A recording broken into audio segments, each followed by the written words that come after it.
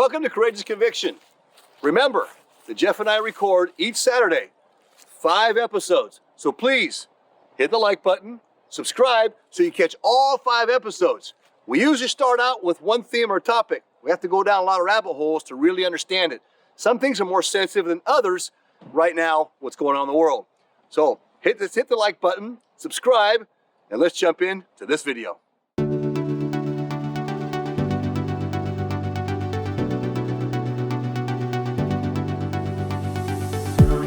Erick with Courageous Conviction.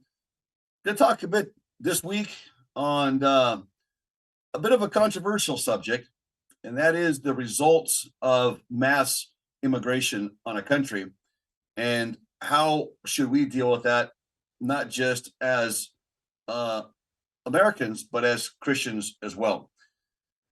We're having a little problem with the internet today, and so bear with me for a little bit, a little blurriness going on with some of our video footage.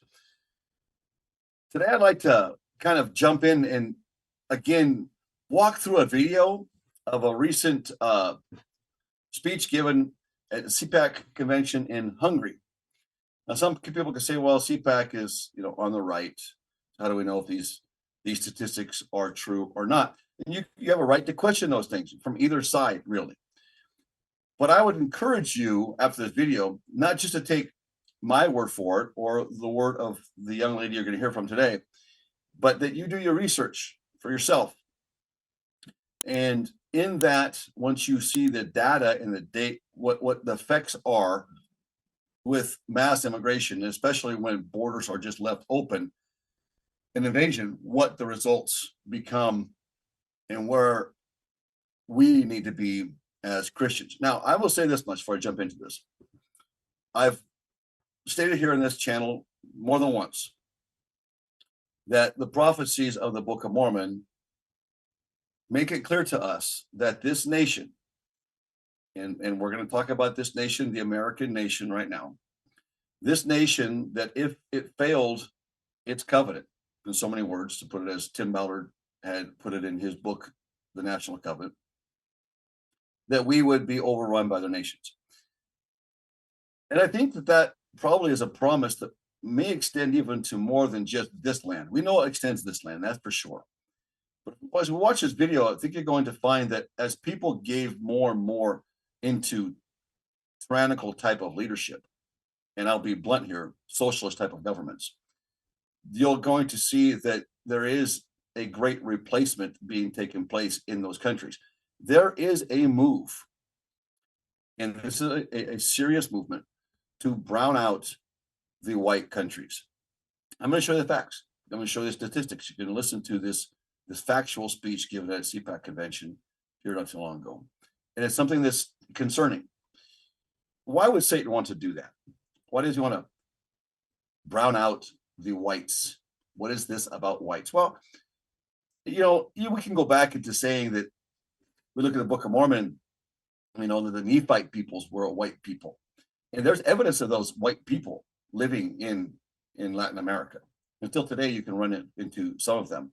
I know that in Chachapoya, northern Peru, the high Amazon of Peru, that they were known for being a blonde-haired, blue-eyed, white or light-skinned natives.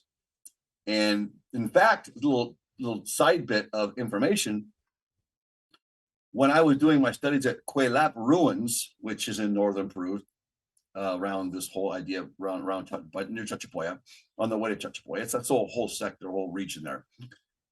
When I was doing my studies there, it was interesting to find that the Chachapoya lived high in the mountains, and they built these city fortresses, if you will, in high into the mountains, much like you find in Machu Picchu. In doing my studies, I was able to, and I've often got this opportunity to run across the local archaeologists that were digging there and working there. And I often had times to speak with them. And in this case in particular was the same. I sat with the local archaeologist, not for a lot of time, a little less than an hour maybe, but in this talk, in this discussion we had, he told me something interesting. but you're not seeing that anywhere as far as being known to the public. He's in the archaeological circle, and I think a lot of things stay in that circle that don't go out to the public, because I think a lot of it's filtered and edited to create the narrative that they want to pitch to the public. And that's a fact. And I can tell you that from my studies, because I've seen that narrative change over time, drastically. I've seen it change over time to adapt to the current narrative of climate change, etc. And we can go on down the line. However, and there's definitely an effort to block out any evidence of the peoples that could try to prove the Book of Mormon to be true. That I've seen that in so many different ruin sites, so many different studies I've done in areas that I've come back to see the narrative completely changed, which walks it away from any type of thing, anything spiritual at all, to something that was just there or coincidental, or even that they don't know. Now, I'm going to say this. In this area of Kuwait, I've been talking to this archaeologist. He told me that they actually now have evidence that Machu Picchu was not built by the Inca. Rather, it was built by the Chachapoyas. The Inca, when they finally conquered the Chachapoya were the last country, or the last nation that they, for them to conquer. They were hard, they're most difficult, right? They're amongst the last, because of where they were in high elevation. Well, apparently the Inca liked this. They saw that this was difficult for them, so it would be difficult for anybody else. And thus they separated, they divided, what they did many times, they divided out the culture and relocated them. So they couldn't come together again as a full culture. So the idea was you would mix your Inca in with that culture, and you created now an Inca culture. You destroyed the Chachapoya culture, if you will. And that the Inca were famous for doing that. They would divide them, replace them with their own, and then intermarry, and then down the road they would have all Inca. And that was basically the strategy and plan. Now, well, fortunately and unfortunately for them, their war with the Spaniards broke out, and that's a whole other topic, the truth of that war, but and those wars, if you will, and the role Christopher Columbus played in that's a whole different subject, whole different topic, but one that we should probably get into one day, because the narrative has also been rewritten. So I want to go in today about this idea of replacement and displacement. Before I jump into that, I want to talk about, though, that what this archaeologist told me, which is really interesting, that the Inca did build Machu Picchu, that the engineers that were brought down to Cusco were the ones who actually built Machu Picchu. So the Chachapoyas built Machu Picchu, not the Incas. In this whole strategy of displacement and replacement. Let's talk about that today. Displacement and replacement, and how you can destroy a culture and overthrow a nation and overthrow all the beliefs of that nation. And if you would, these were more like city-states, if you would, small little nations, tribes in and of themselves, but they would hold a whole region, a whole area. This was the northern high Amazon jungle of Peru, where the Chachapoya lived. Now, as a side note, again, not far from there, you can come up and see you come north of Peru into lower Ecuador, Amazon, high Amazon still, and this is where they've just discovered last January a civilization from LIDAR, flying over with LIDAR, and it's discovered that they have a lot of ruins underground that consist of cities, large cities, and connections of cities. Now, they won't go into the millions like you're going to find in the Petén Basin of northern Guatemala, where you're going to find there. And I firmly believe you're going to find smaller city-states in South America. You're going to find your large metropolis, if you would, cities and city-states in the Petén Basin of northern Guatemala. But they're gonna have parallels and similarities. Now, one of my studies down outside of Quito in a site, just going up towards Otavalo. I asked the archaeologist, I've been there probably 3 times, and I asked actually it wasn't an archaeologist this time, it was a guide on this one. I didn't get a chance to study there. It's very restricted and very controlled.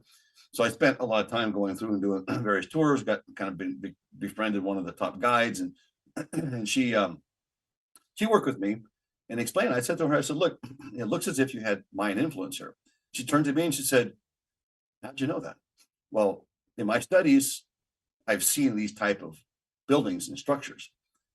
And I think there's Mayan influence running all the way down into South America, and that would be from mass migrations, right? She said to me, yes, this is actually, before these people died off, they had actually integrated with Mayan. And so the culture we have is not a pure culture. We have a mix of their culture with the Mayan culture. And for me, in my studies, that was great, because my hypothesis was that there were these Mayans, and I feel the Mayans very possibly could have been the Lamanite and Nephite, Lehi's descendants. So in finding this, I was thrilled. But in looking back at this and seeing the problems we face today with mass immigration and the loss of culture, will we one day also be identified as somebody that they can understand half our culture, and the other half was taken over by foreigners, by somebody foreign to our culture? Let's talk a little bit today about this, and what do we do about it? What do we do about this as Christians? Now, understand that this has been a consequence for Father. And in my empirical studies, this has been a consequence that Father allowed to take place when nations violated the covenants. Now, keep in mind something. Anybody was brought to this land. Anybody was brought to, I'm talking about North and South America, not just America, or that greater area of America, which I would feel consists of northern Canada and reach all the way down into southern Mexico, and even if you would, going into Guatemala area, and even down and reaching into Guatemala, El Salvador.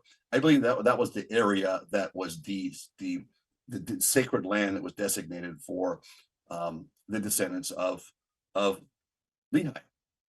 Now we know that the land that would separate from the mother of Gentiles would be that land that would rise up against the mother of Gentiles, separate from her, and become a land of no kings, a land of freedom.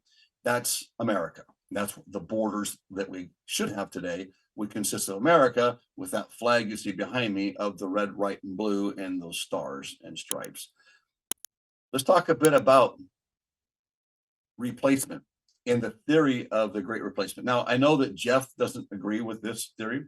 I actually was hoping he would come in and join us this morning. I don't know what happened with him. We've kind of got different schedules, and as we go further down the road and able to get the studios done and so forth, we'll get a little more consistent with Jeff joining us.